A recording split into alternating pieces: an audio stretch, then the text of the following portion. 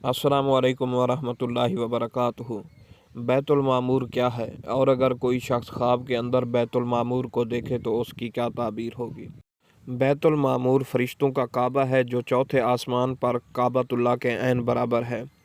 फरिश्ते इसका तवाफ़ करते हैं। ये फरिश्तों का वो काबा है जिसमें हर रोज़ 70,000 फरिश्ते इबादत और तवाफ़ के लिए आते हैं, और एक दफ़ा तवाफ़ के बाद उनको क़यामत तक दोबारा मौका नहीं मिलेगा। हर रोज़ नए 70,000 फरिश्ते आते हैं। नबी करीम सल्लल्लाहु ताला अलैहि वसल्लम मिराज में तशरीफ़ ले गए तो आपने देखा कि हज़रत इब्राहीम खलीलुल्लाह बैतुल मामूर की दीवार से टेक लगाए बैठे हैं। बैतुल मामूर काबे की जगह पर था और इसका नाम अस्सर्राह दूर और बुलंद था। फरिश्ते इसका तवाफ़ करते थे। जब हज़रत आदम अलैहिस्सलाम को ज़मीन पर उतारा गया तो उनको हुक्म दिया गया कि इसका हज करें और इसका तवाफ़ करें, और जब तूफ़ान नूह आया तो इसको चौथे आसमान पर उठा लिया गया और वहाँ फरिश्ते इसका तवाफ़ करते थे।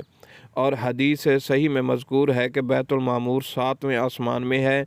ये इसके मनाफी नहीं है, क्योंकि ये साबित है कि हर आसमान में काबा के मुकाबिल एक बैत है, और हज़रत आदम अलैहिस्सलाम के ज़माने में जो काबा की जगह बैतुल मामूर था, इसको हज़रत आदम अलैहिस्सलाम की वफ़ात के बाद आसमान की तरफ उठा लिया गया और वो चौथे आसमान पर है।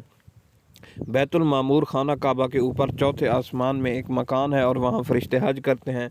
हज़रत इब्न सीरीन रहमतुल्लाह अलैह ने फरमाया कि अगर कोई शख्स ख्वाब में देखे कि बैतुल मामूर में गया है तो दलील है कि लोगों के दरमियान इल्म और अमानत के साथ ज़ाहिर होगा और बैतुल्लाह शरीफ का हज करेगा और दुश्मनों से महफूज रहेगा।